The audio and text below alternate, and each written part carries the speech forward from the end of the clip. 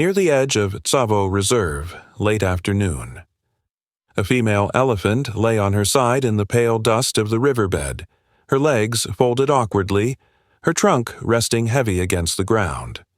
Her calf stood pressed against her flank, shifting from one foot to the other, small ears flicking at the flies.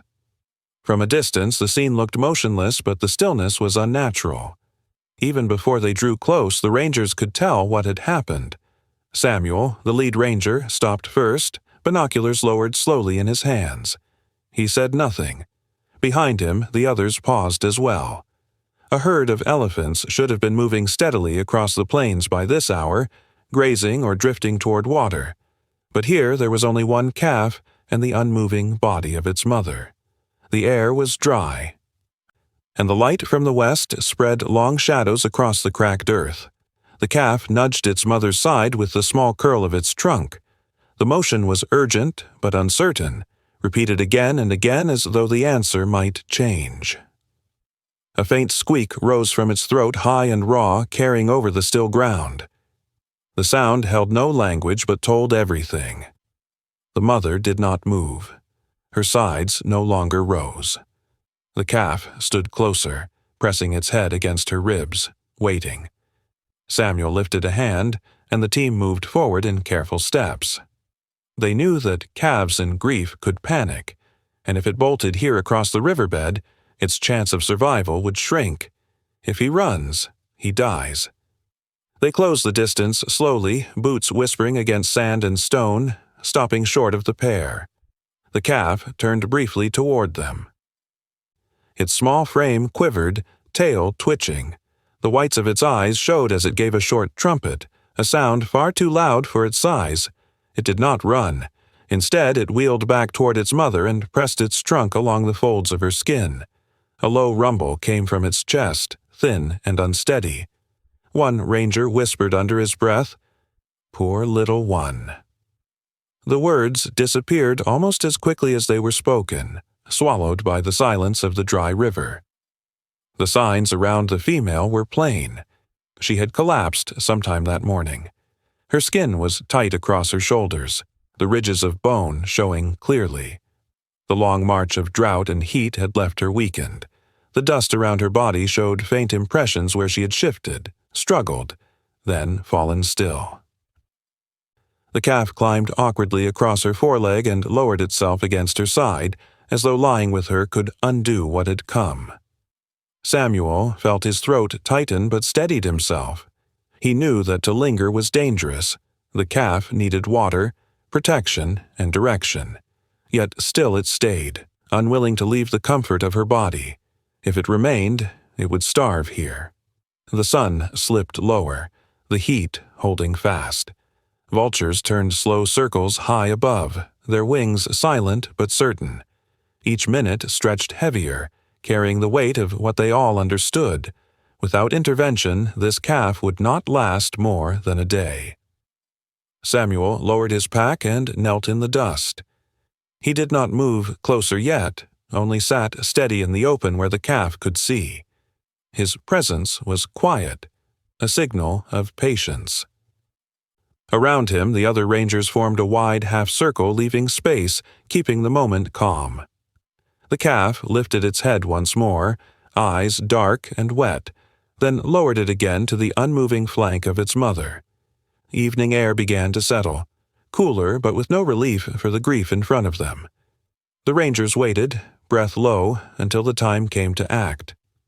The calf stayed pressed against her side, its small body leaning hard into a silence that would not answer. And still, the dust lay heavy over the riverbed, holding the shape of loss, holding the shape of a choice yet to come. The calf shifted uneasily, small feet grinding into the dust. The late light stretched across the riverbed, catching the curve of its back as it circled once more around its mother's body.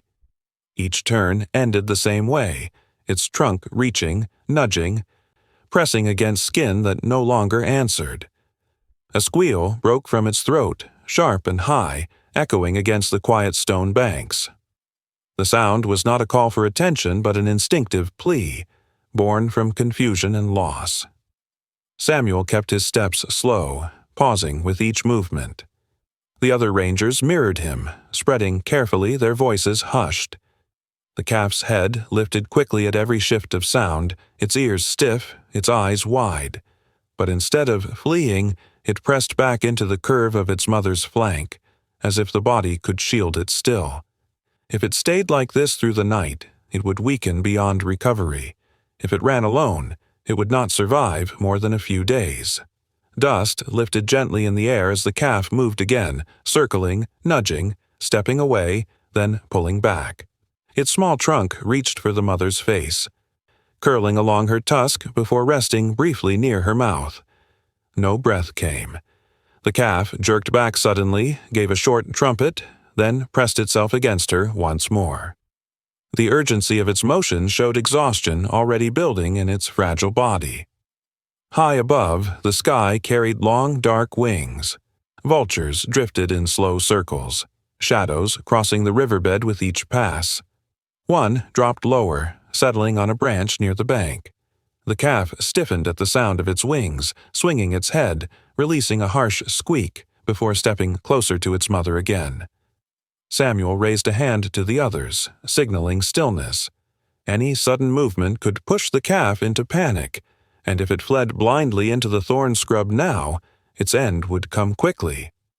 One ranger carried a canteen forward, kneeling low, resting it in the dust, then retreating. The calf watched, trunk lifted, body tense, but it made no move to investigate. Instead, it returned to circling, repeating the same motions, as though the pattern itself might call the mother back.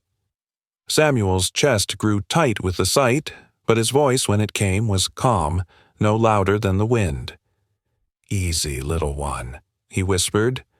The sound carried no meaning to the calf, but the softness of it seemed to ease the moment, and the rangers held their ground. The sun edged lower, and the heat began to break, though the ground still radiated its weight. The calf bent its knees suddenly, dropping down beside its mother. For a long time it stayed pressed against her side, head resting over her ribs. Its body shuddered with each small breath, tiny ears flicking at flies. The stillness looked almost like rest. But Samuel knew better. Without food, without water, without guidance, this was the beginning of collapse. A low rumble drifted from the far edge of the reserve. The calf lifted its head, ears turning, but then pressed back against its mother, ignoring the sound. The call of distant elephants meant nothing to it yet. Its world was this single body in the dust. As twilight began to stretch, Samuel weighed the choice. If they tried to move closer, the calf might run. If they waited too long, exhaustion might claim it here. Either way, the risk was sharp, the margin thin. He looked at the others, their faces set in the same quiet resolve. The calf stirred once more, nudged its mother's trunk, and gave a soft squeak, faint now, almost voiceless. It would not move away, not on its own. The rangers knew that the night ahead would decide everything. Samuel waited until the calf's cries thinned to soft, uneven squeaks before he moved. He lowered himself slowly to the ground, resting one knee in the dust a few paces from the young elephant. His hands stayed open at his sides, showing no threat. The calf turned sharply, ears spread, trunk lifted in confusion. For a breath it looked ready to lurch away, but then it swung back toward the body on the ground, pressing its head against its mother's ribs. Behind Samuel, two rangers worked in silence, kneeling near the mother to confirm what all of them already knew. Her breathing had stopped hours before. The stillness was complete now, her eyes half closed, her body beginning to cool with the dropping sun. They exchanged no words, only a glance. Their small gestures said enough. The mother was gone. Samuel leaned forward slightly, his voice a whisper carried more by tone than by words. "Easy now," he murmured, steady and low. The calf stiffened, then shuddered, trembling along its shoulders. Its trunk dragged across the ground, sweeping dust over its mother's skin. It would not leave her side. Every nudge, every touch seemed to ask the same question. Each time the silence answered. The air was heavy with the smell of earth and the faint sweetness of elephant skin drying in the heat. Flies gathered, their buzz circling close to the mother's face, and the calf swatted clumsily at them with its ears. Then it leaned harder, nearly collapsing against her flank, small chest heaving in short, rapid breaths. Its body told the truth that its will would not admit. It was weakening. If it stayed pinned here through the night, hunger and thirst would begin to claim it. Samuel reached into his pack and set down a container of water, the motion deliberate and unhurried. The calf turned its head, eyes wide and uncertain, but when Samuel did not push closer, it returned to its vigil, ignoring the offering. One of the rangers brought a small bundle of forage and laid it on the dust near the calf's reach. Still, the calf refused. Its hunger was bound to the mother it could not wake. The vultures drew lower now, their shadows slipping across the ground. Samuel looked up once, jaw tightening. He knew the risk was not only starvation. If scavengers pressed too near, the calf might bolt in panic, losing itself in the bush. Alone, it would not last long. He felt the urgency rising, yet he kept his voice and movements soft. Fear could shatter this fragile moment. The calf gave a sudden cry, higher than before, and pawed at the earth beside its mother. Dust sprayed in short bursts, covering her skin. It circled again, then collapsed once more against her side, a small body trying to anchor itself against the inevitable. Samuel let out a breath and edged a little closer, his steps no louder than the shift of wind. He stopped within reach, settling again to one knee. His hand brushed the ground, palm open, showing calm.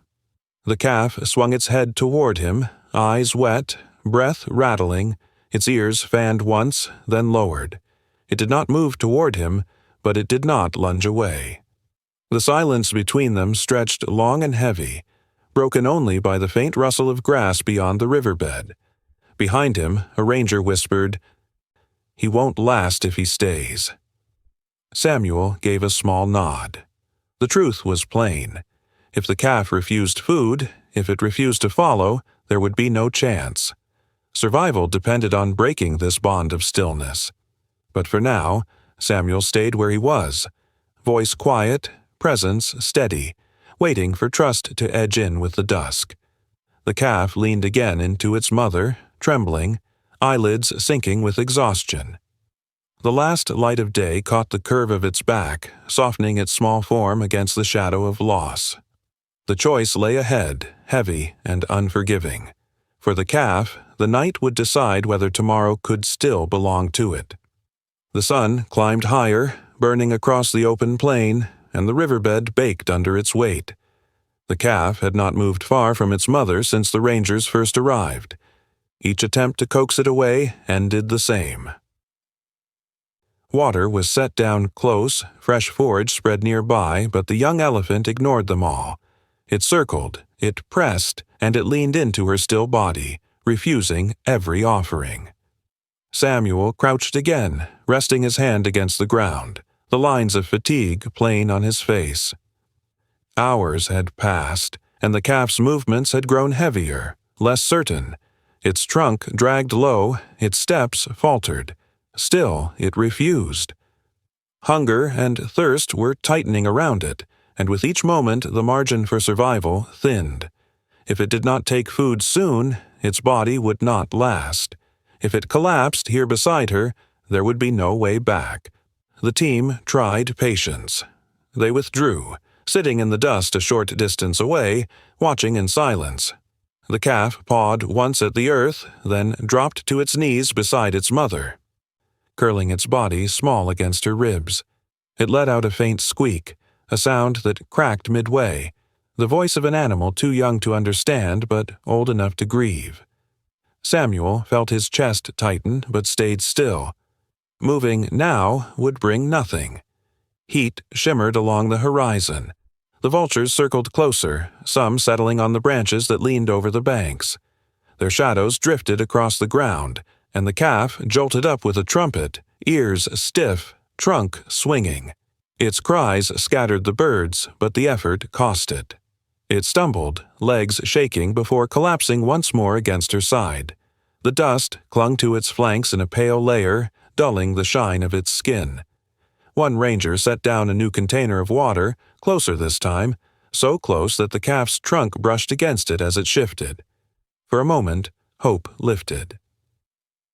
The calf paused, turned its head, and hovered its trunk above the rim. But then it pulled back and pressed once more against its mother.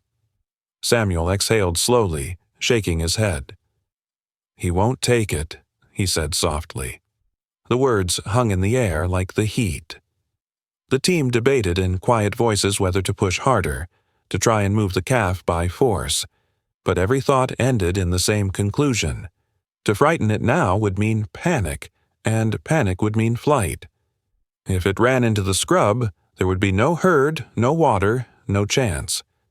It was safer to wait, though waiting drained the hours they could not afford. The calf rose again with effort, walking a slow circle around the body. Its trunk traced the length of her side, lingered at her tusk, then reached for her face once more.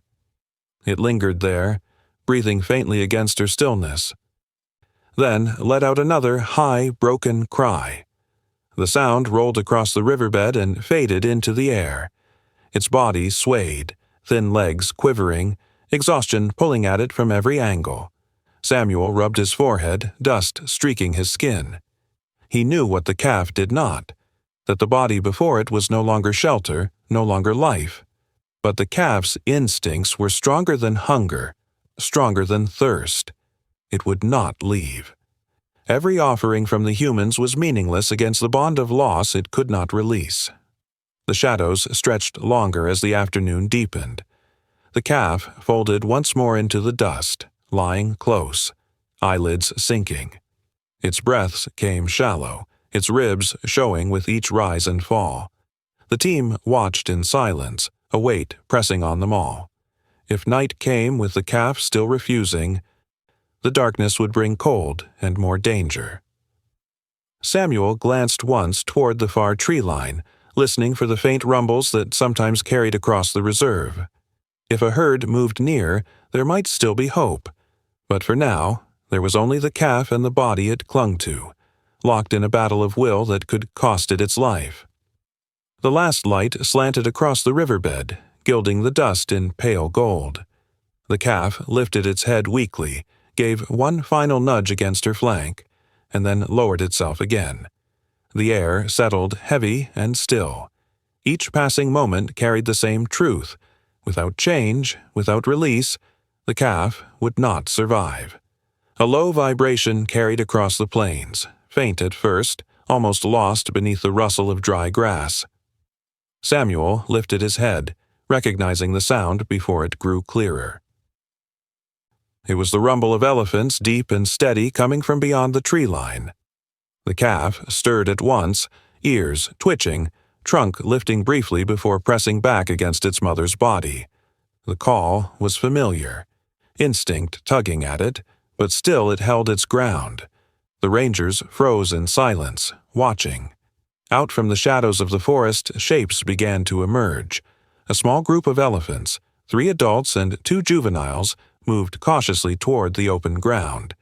They halted often, ears raised, trunks curling into the air to test the scents drifting from the river bed. The smell of loss carried far, and their hesitation showed. The calf let out a short, broken squeal. Its body shifted as if pulled between 2 worlds, the stillness of the mother beside it and the distant strength of its kind. It stood unsteady.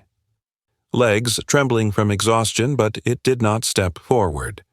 Samuel breathed quietly, knowing the stakes. If the herd turned away, the calf would be left in the dust. If they drew closer, there might be a chance. The matriarch in front gave a long, low rumble. Her trunk stretched high, swaying slowly. The sound carried across the ground like a steady drumbeat. The calf lifted its head again, eyes wide, ears flicking with faint energy. For a moment it looked as though it might step toward the call. Instead, it circled once more, pressing back against the body of its mother. Samuel exhaled through his teeth. The calf's will was still bound to its loss, but its body had reached a breaking point. Without nourishment, it could not last another day. He whispered softly, the words no louder than the grass shifting in the breeze. "Come on, little one." The sound was not meant as instruction, only as presence, as something steady in the moment. The herd advanced slowly, closing the distance by careful steps. The matriarch swung her head, assessing the scene. One younger female gave a low call, the sound filled with hesitation, and then stepped forward until the space between them narrowed. The calf stiffened, ears flat against its head, trunk curling close.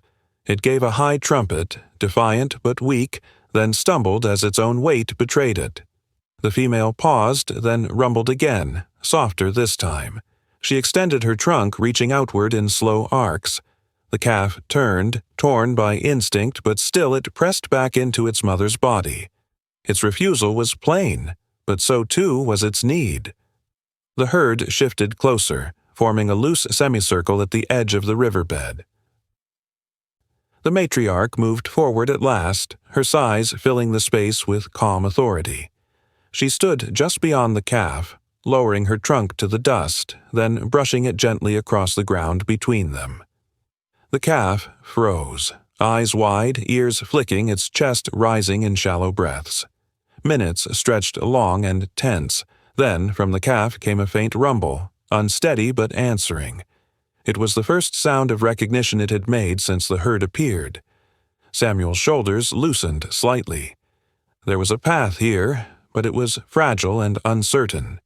The matriarch waited, patient, before giving another call, low, steady, and sure. The herd echoed behind her, a chorus of quiet sound rolling through the air. The calf swayed, trunk lifting weakly, body trembling with fatigue. It had not moved away from its mother, but its head turned toward the living. The rangers knew the moment had shifted. The bond of grief had not broken, but another presence was pressing in, offering a way forward. The last of the light fell across the scene, catching the dust in soft gold. The calf stood wavering between the body of the past and the calls of the herd, its small frame quivering with the weight of choice. The forest rumbled again, steady, patient, waiting. The herd stood in a quiet arc, their shadows stretching long across the fading riverbed. The matriarch rumbled once more, steady and low, and this time 2 older females moved forward with her. Their steps were slow and deliberate, each one sending a faint tremor through the dust. The calf stiffened at their approach, ears snapping back, eyes wide with fear and confusion. It gave a sharp squeal, pressing itself once more against the still body of its mother. The first female reached out with her trunk, the motion patient and careful. She brushed the air above the calf's back before lowering her touch gently to its skin. The calf flinched and swung away, stumbling in the dust, only to rush back to the body. A second female tried next, extending her trunk along the calf's side in soft strokes, urging it toward the living. The calf cried out again, high and broken, shaking off her touch. Its call carried across the dry air, desperate and insistent, echoing against the silence of its mother's form.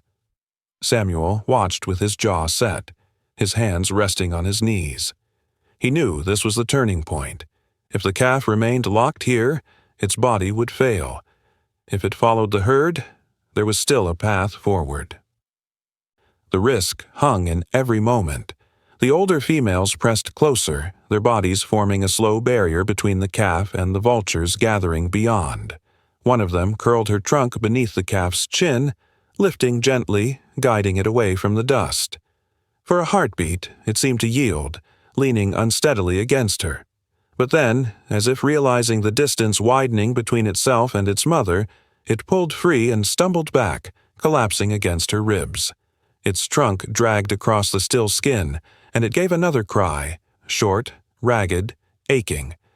The matriarch rumbled again, a deeper note, and the herd shifted in unison, closing the circle.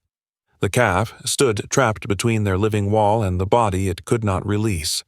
Its head swung side to side, breath coming fast, ears trembling.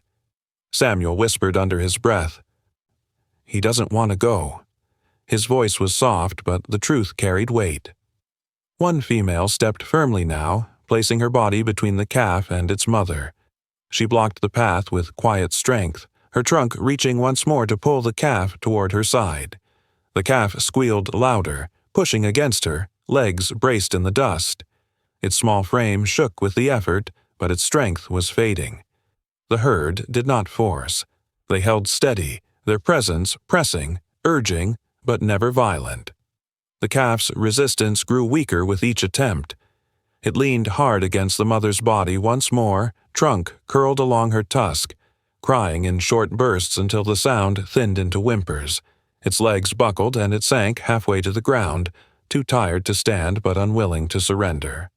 The older females hovered close, their trunks brushing over its back, each touch quiet and insistent, a language of belonging the calf could not yet hear. The sky deepened into dusk, colors fading to gray along the horizon. The herd did not move on. They waited, patient, surrounding the calf in silence broken only by soft rumbles. The calf pressed its face one last time against the body of its mother, still calling in faint, breathless squeaks. Then the matriarch stepped forward, her trunk reaching low, her presence vast and steady. She gave a firm pull, guiding the calf to her side. It resisted with a final cry, but its body yielded, exhausted.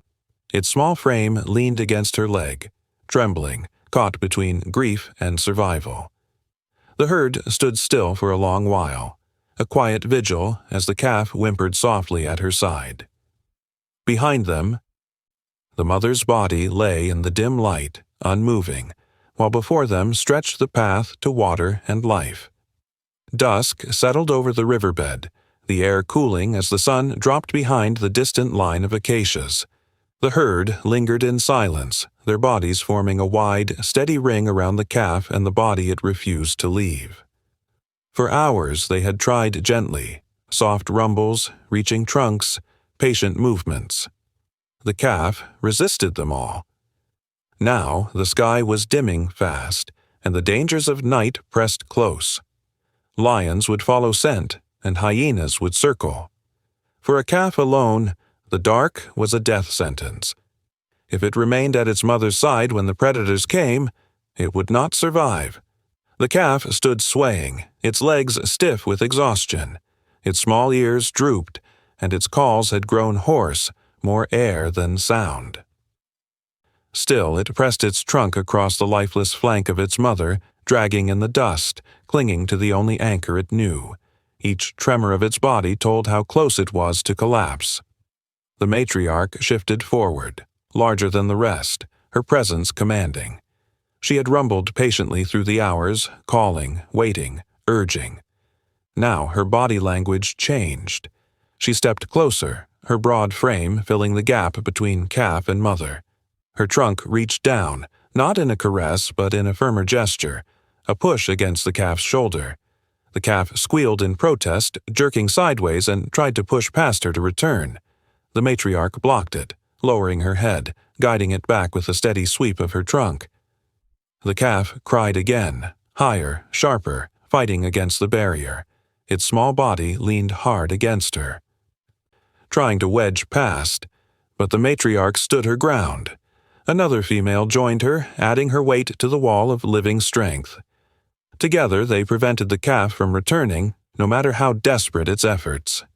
It squealed once more, short and ragged before stumbling back in defeat. Samuel watched in silence from the edge of the circle. His hands curled into the dust, heart pounding despite his stillness. He understood what was happening. The herd was making the choice the calf could not. Where patience had failed, firmness now took hold. If the calf did not let go, it would die here. This was the moment of breaking, the line between loss and survival. The calf gave a final push, ramming its head weakly against the matriarch's leg. The sound was pitiful, a dull thud followed by another squeal. The matriarch responded with a deeper rumble, a vibration that filled the air like thunder in the chest. It was not unkind, but it was unyielding. She nudged the calf once more, firmer this time, her trunk guiding it toward her side. The calf resisted with all it had left, legs splaying in the dust, trunk stretching backward toward its mother. Its cries grew softer, breaking apart in the air, until at last its strength failed. With a shudder, it sagged against the matriarch, its body collapsing against her great leg. Its trunk curled weakly around her skin, not in choice but in surrender. The herd shifted closer, enclosing them both. Soft rumbles echoed through the dusk, voices of reassurance and presence. One younger female brushed her trunk over the calf's back, another swept dust gently away from its face. The calf no longer resisted. Its eyes drooped half-closed, its body trembling with exhaustion, yet it stayed leaning against the matriarch, held upright by her strength. Behind them, the mother's body lay still in the fading light. The vultures that had lingered earlier now perched silently in the trees, waiting. The air carried the weight of finality, of a chapter ending. Samuel lowered his head, a breath catching in his throat. The choice had been made, not by the calf, but by the herd.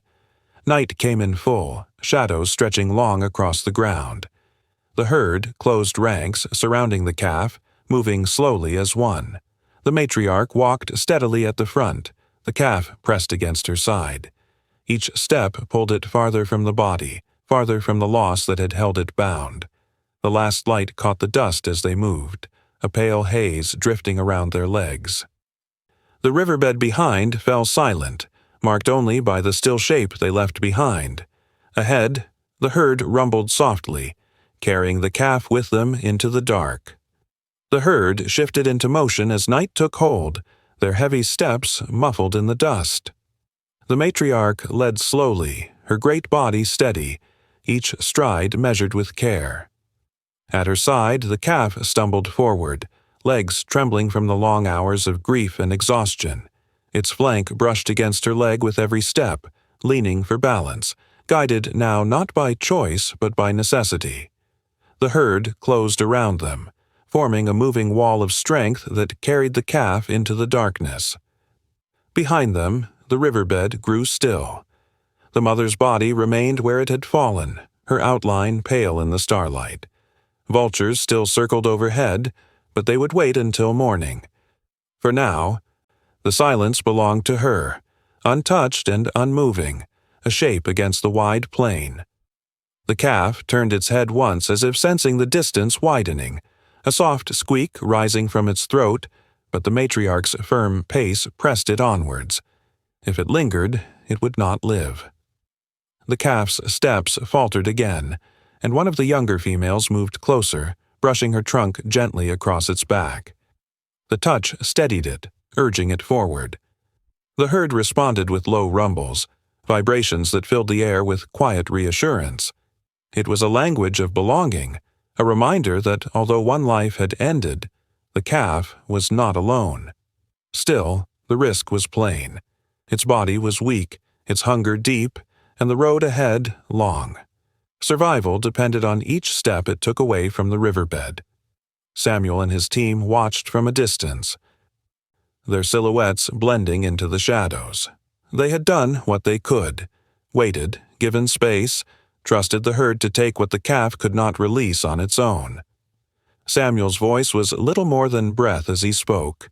"Stay with them, little one." It was all that could be offered. Beyond this point, the calf's fate rested with the herd and the strength of its fragile will. The matriarch slowed her stride to match the calf's uneven pace. When it stumbled, she nudged it forward with her trunk, firm but patient. The calf squealed softly, then pressed closer, its small body swaying with each step. The herd adjusted around them, juveniles weaving to the rear, older females guarding the flanks. They moved as one, every motion protective, every sound measured. The message was clear: the calf now belonged to them. Overhead, the first stars appeared, scattered faintly across the wide sky. A breeze stirred through the dry grass, carrying the scent of dust and distant water. The herd turned toward it, their rumbles rising in unison. The calf lifted its trunk once, mimicking the motion though without strength, then lowered it again. Its body sagged with fatigue, but it did not stop. Each step into the dark was a victory, each breath another chance. If it continued, it might live to follow them into morning. The land behind lay in silence, marked only by the still body resting in the dust. The mother's presence was finished. Her strength returned to the earth. Yet the herd moved forward, carrying her calf into the future she could no longer reach. The stars brightened, sharp and countless above the plain. The herd faded into shadow, their shapes merging with the night. The calf walked pressed against the matriarch's side, unsteady but moving, carried forward by the rhythm of her steps and the voices of the living. Behind, the riverbed lay empty beneath the sky. Ahead, the herd rumbled low and steady, their sound spreading across the open dark like a promise of belonging.